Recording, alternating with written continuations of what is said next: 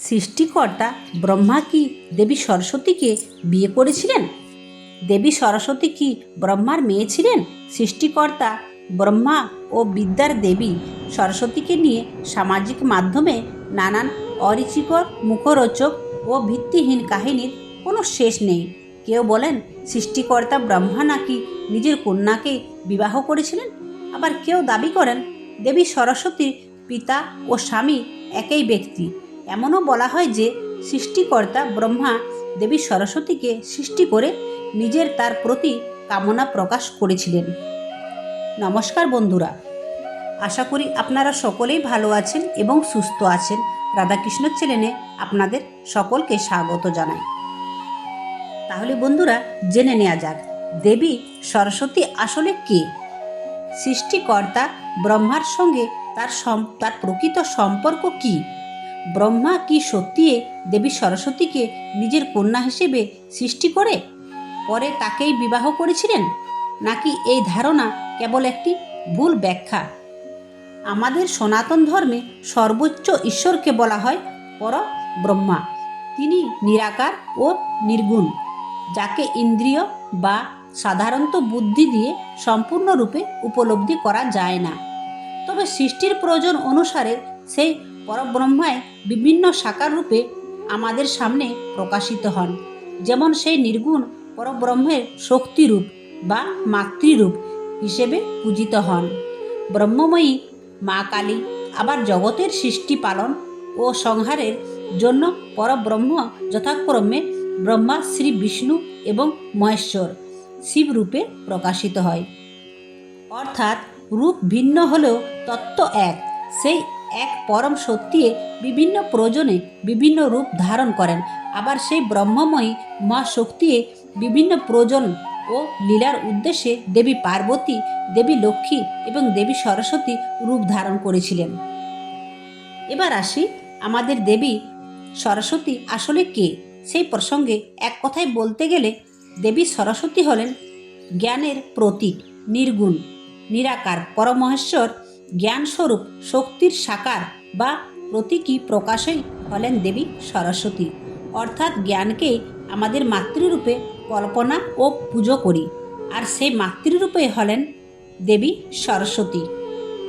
বাস্তবে সরস্বতী পুজো হলো সেই পরম জ্ঞানময়ী ব্রহ্মশক্তিরই উপাসনা। দেবী সরস্বতী নির্গুণ, নিরাকার পরব্রহ্মের জ্ঞানস্বরূপ শক্তির সাকার প্রকাশ। তাই তার পুজোর মাধ্যমে আমরা প্রকৃতপক্ষে পরম জ্ঞানস্বরূপ ব্রহ্মশক্তিরই আরাধনা করি। এবার আসি আমাদের পুরাণ কাহিনীতে। পুরাণে বর্ণিত আছে যে দেবী সরস্বতী সৃষ্টিকর্তা ব্রহ্মার থেকে আবির্ভূত হন। সেই দৃষ্টিকোণ থেকে তাকে ব্রহ্মার কন্যা বলা হয়। এরপর সেই কাহিনীতে বলা হয় ব্রহ্মা সরস্বতীকে দেখে কামাত হন। দেবী সরস্বতী যেদিকে যান ব্রহ্মা তাকে দেখার জন্য চারদিকে চারটি মুখ ধারণ করেন। পরে ঊর্ধ্ব দিকে তাকানোর জন্য তার পঞ্চম মুখের উদ্ভব হয়। এই ঘটনায় দেবাদিদেবের মহাদেব ব্রহ্মার পঞ্চম মস্তক ছেদন করেন। একবার ভেবে দেখুন তো, ব্রহ্মা, দেবী সরস্বতী এবং মহাদেব কি আমাদের মতো সাধারণ মানুষ? আজ্ঞে না। সনাতন দর্শন অনুযায়ী তারা এক পরম ব্রহ্মার বিভিন্ন শক্তি, গুণ ও তত্ত্বের প্রকাশ। তাহলে সেই এক পরম তত্ত্বের মাধ্যমে মানুষের মতো কাম, বিবাহ বা পারিবারিক সম্পর্কে ধারণা কিভাবে প্রযোজ্য হতে পারে? সেখানে সনাতন ধর্মে কন্যাকে তো দূরের কথা, একই গোত্রে বিবাহ নিষিদ্ধ। সেখানে এই পুরাণ কাহিনীগুলিকে আক্ষরিক অর্থে না দিয়ে তাদের অন্তর্নিহিত তত্ত্ব ও প্রতীকী অর্থ বোঝায় অধিক যুক্তিসঙ্গত। এবার আসি পুরাণে কেন বলা হয়েছে যে ব্রহ্মা দেবী সরস্বতীকে কামনা করেছিলেন সেই প্রসঙ্গে আগেই বলেছি।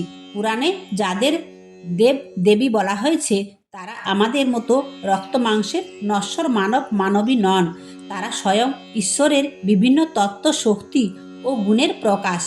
তাই এখানে কাম বলতে আমরা যে নারী পুরুষের পারস্পরিক আকর্ষণ বুঝি, ঐশ্বরিক ক্ষেত্রে তার অর্থ মোটেও তা নয়। দেবী সরস্বতী প্রতি ব্রহ্মার কাম বলতে এখানে জাগতিক অর্থে কাম বাসনা বোঝায় না, বরং এক ধরনের কামনা বা ইচ্ছাকে বোঝায়, অর্থাৎ সেই জ্ঞানকে নিজের নিয়ন্ত্রণে বা বশে রাখার আশঙ্কা। জ্ঞান নদীর স্রোতের মতো, প্রকৃতর মতোই চিরপ্রভাবমান। অন্তত কাল ধরে তা অন্তত দিকেই প্রভাবিত হয়। সেই অসীম প্রবহমান জ্ঞানকে নিয়ন্ত্রণে রাখার বা সীমাবদ্ধ করার আকাঙ্ক্ষাকে এই পুরাণ কাহিনীতে প্রতীকী ভাষায় প্রকাশ করা হয়েছে। ব্রহ্মা সেই প্রকৃত স্বরূপ অন্তত জ্ঞানের ধারাকে নিজের বশে রাখতে চেয়েছিলেন, কিন্তু সেই মহাজ্ঞানকে কেউ নিয়ন্ত্রণ করতে পারে না। প্রকৃতপক্ষে প্রকৃতকে কেউ সম্পূর্ণ নিয়ন্ত্রণ করতে পারে না। এই সত্যের প্রতীক হিসেবেই বলা হয় মহাদেব ব্রহ্মার কামময় অহংকারের মস্তক ছেদন করেছিলেন। এখানে কাম বলতে কেবল ইন্দ্রিয় কামনা নয়, বরং সব কিছুকে নিজের অধীনে রাখার আকাঙ্ক্ষা ও অহংকারের বোঝানো হয়েছে। তো বন্ধুরা, আজকের ভিডিওটি এখানেই শেষ করলাম। আপনাদের যদি ভালো লেগে থাকে তাহলে লাইক, কমেন্ট আর শেয়ার করতে ভুলবেন না। আর যারা আমার চ্যানেলে নতুন হচ্ছেন, চ্যানেলটিকে অবশ্যই সাবস্ক্রাইব করবেন এবং ভিডিওটি বেশি বেশি শেয়ার করবেন। জয় শ্রীকৃষ্ণ। রাধে রাধে।